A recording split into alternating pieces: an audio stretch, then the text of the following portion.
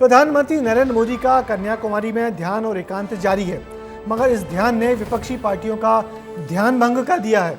मोदी अपने लंबे चुनाव प्रचार के बाद कन्याकुमारी पहुंचे हैं और वो प्रत्येक चुनाव के बाद तकरीबन ऐसा ही करते हैं, मगर विपक्ष इसे ध्यान करने नहीं बल्कि ध्यान खींचने की कवायद बता रहा है।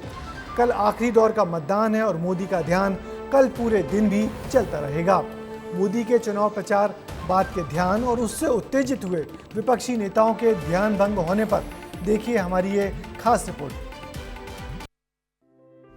पीएम बने योगी, धारण किया मौन, विपक्ष बोले ढोंग, हाथों में रुद्राक्ष, ओम का उच्चारण, योग मुद्रा में लीन।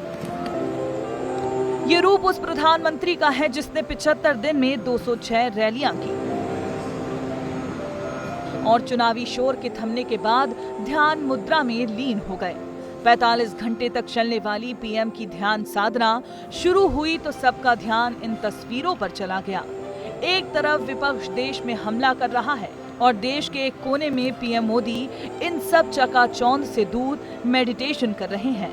पीएम 1 जून तक इसी मुद्रा में रहेंगे।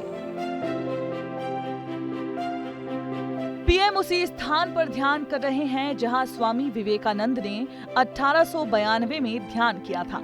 कन्याकुमारी में उनके ध्यान ने हिंदू धर्म की रूपरेखा बदल कर रख दी थी। स्वामी विवेकानंद ने यहां ध्यान किया था। 24 दिसंबर 1892 को वो कन्याकुमारी पहुंचे थे। पहले वो नरेंद्र नाथ दत्त के नाम से जाने जाते थे।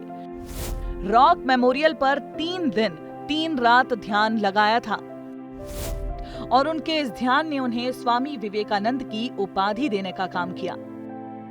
इस ध्यान से जुड़ी एक और रोचक बात आपको बताते हैं। दरअसल इसे देवी पार्वती का निवास माना जाता है। पार्वती के कन्या रूप ने इसी चट्टान पर तपस्या की थी और यहाँ स्नान करने से कष्टों और पापों से भी मुक्ति मिलती है।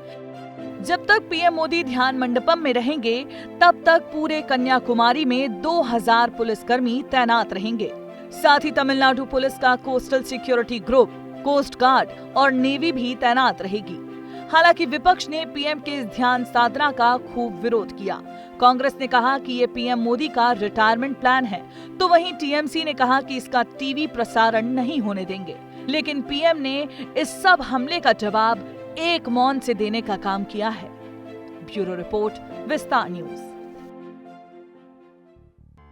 प्रधानमंत्री नरेंद्र मोदी के ध्यान की तस्वीरें आज सुबह से ही सभी सोशल मीडिया पर वायरल हो रही हैं।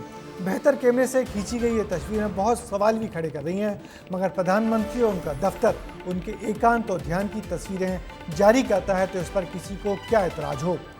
हालांकि कोलकाता के एक अंग्रेजी अखबार ने इस मौके पर रविन्द्रनाथ टैगोर की एक रचना का भी जिक्र किया है जिसमें एक राजा पूरे तामझाम से ध्यान करने की कोशिश करता है।